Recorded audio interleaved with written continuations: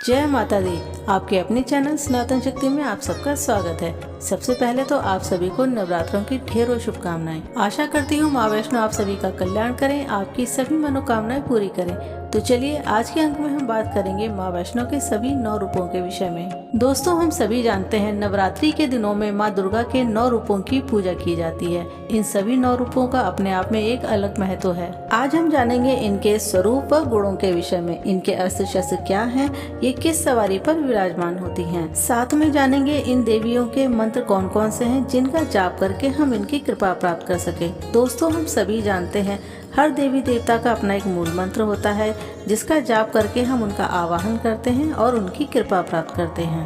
तो चलिए आज की वीडियो को शुरू करते हैं। पुराणों में वर्णन है महिषासुर का वध करने के लिए माँ दुर्गा अवतरित हुई थी। ब्रह्मांड की 3 महाशक्ति ब्रह्मा, विष्णु और भगवान शिव ने अपनी शक्ति से इनको अवतरित किया था, जो आगे चलकर शक्ति स्वरूपा कहलाईं। ये स्वभाव से निडर, सुंदर, प्रतिभाशाली और दयालु हैं। इन्हें महिषासुर मर्दिनी के नाम से भी जाना जाता है। अश्विन माह के शुक्ल पक्ष की प्रतिपदा के दिन ये अवतरित हुई थी। उसके बाद इन्होंने 9 दिन तक महिषासुर से युद्ध किया था और 10वें दिन उसका वध किया था, जिसे हम विजयदशमी के रूप में मनाते हैं। महिषासुर का वध करने के लिए माँ दुर्गा ने 9 दिन तक 9 अलग अलग रूप लिए थे, जिनको आज हम नवरात्रि के रूप में मनाते हैं। नवरात्रि के पहले दिन घट स्थापना के साथ माँ शैलपुत्री का पूजन किया जाता है। पहाड़ों के राजा की बेटी होने के कारण इनका नाम शैलपुत्री पड़ा। इन्हें प्रकृति की देवी भी कहा जाता है। ये बैल पर सवार होती हैं तथा इनके एक हाथ में त्रिशूल और दूसरे हाथ में कमल का फूल है, जो शांति और शुभता का प्रतीक है। पहले दिन पूजन करके इन्हें गाय के घी से बनी हुई मिठाइयों का भोग लगाना चाहिए। इससे तमाम तरह के रोग दूर होते हैं। नवरात्रि के 9 दिनों में 9 देवियों के मंत्र जाप करके आप अपनी विशेष मनोकामनाओं की पूर्ति कर सकते हैं। दोस्तों, आज की वीडियो में जो हम बताने जा रहे हैं ये सभी 9 देवियों के बीज मंत्र हैं। आप रुद्राक्ष या चंदन की माला से प्रतिदिन 1 माला जाप कर सकते हैं, या फिर 9 दिन तक अग्यारी करके उसमें आप इन मंत्रों की 11 या 21 आहुति भी दे सकते हैं। माँ शैलपुत्री का बीज मंत्र है ह्रीम शिवाय नमः। नवरात्रि के दूसरे दिन माँ ब्रह्मचारिणी का पूजन किया जाता है। इनके नाम का शाब्दिक अर्थ है तपस्या करने वाली कन्या। इन्हें ध्यान और तपस्या की देवी माना जाता है।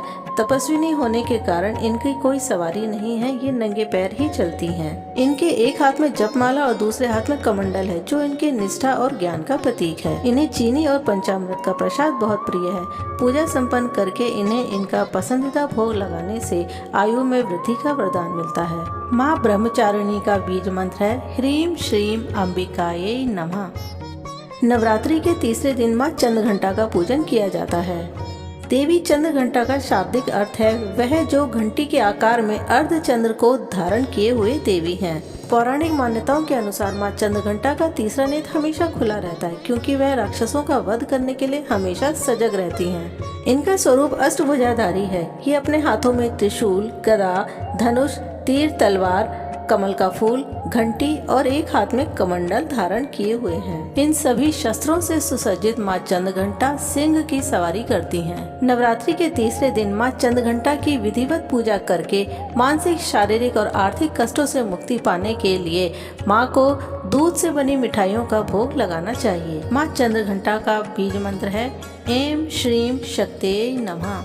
नवरात्रि का चौथा दिन माँ कुष्मांडा के पूजन को समर्पित है। पौराणिक मान्यताओं के अनुसार माँ कुष्मांडा की शक्ति से ही महालक्ष्मी, महाकाली और महासरस्वती अवतरित हुई हैं। इनका स्वरूप भी अष्टभुजाधारी है। अपनी सभी भुजाओं में शस्त्र के साथ साथ ये अपने हाथ में कलश और दूसरे हाथ में कमंडल भी धारण करती हैं। शेर पर सवार माँ कुष्मांडा को नवरात्रि के चौथे दिन पूजन करके इन्हें मालपुए का भोग लगाना चाहिए। इससे बुद्धि में वृद्धि होती है और निर्णय लेने की क्षमता में भी बढ़ोतरी होती है। माँ कुष्मांडा का मंत्र है ऐं ह्रीं देवे नमः। नवरात्रि के 5वें दिन माँ स्कंद माता का पूजन किया जाता है। इन्हें अग्नि की देवी के रूप में भी जाना जाता है। वास्तव में ये माँ गौरा का ही एक रूप है। इनका रंग दूध के समान निर्मल और सफेद है। इन्होंने अपने हाथों में कमल धारण कर रखा है तथा इनकी गोद में इनका पुत्र स्कंद है, जो वास्तव में भगवान कार्तिकेय हैं। नवरात्र के 5वें दिन माँ स्कंद माता का पूरे विधि विधान के साथ पूजन करके प्रसाद के रूप में केले का फल अर्पित करना चाहिए। ऐसा करने से उत्तम स्वास्थ्य और बीमारियों से मुक्ति का आशीर्वाद प्राप्त होता है। माँ स्कंद माता का मंत्र है ह्रीं क्लीं स्वामिने नमः। नवरात्रि के छठे दिन में अपने परिवार में निडरता और साहस लाने के लिए माँ कात्यायनी का पूजन करें। मार्कंडेय पुराण के अनुसार जब माँ कात्यायनी ने देवताओं की दुर्दशा सुनी तो वे अत्यंत ही क्रोधित हो गयीं और क्रोध में उन्होंने लाल वस्त्र और आभूषण धारण किए और अपनी क्रोधित दृष्टि से महिषासुर का वध कर दिया। माँ के इस स्वरूप को शहद और मीठे पान का भोग लगाना चाहिए। इससे माँ अत्यंत ही प्रसन्न होती हैं, जिससे जातक के परिवार को खुशहाली का आशीर्वाद प्राप्त होता है। माँ कात्यायनी का मंत्र है क्लीं श्री त्रिनेत्राय नमः। नवरात्रि का 7वां दिन माँ कालरात्रि को समर्पित है।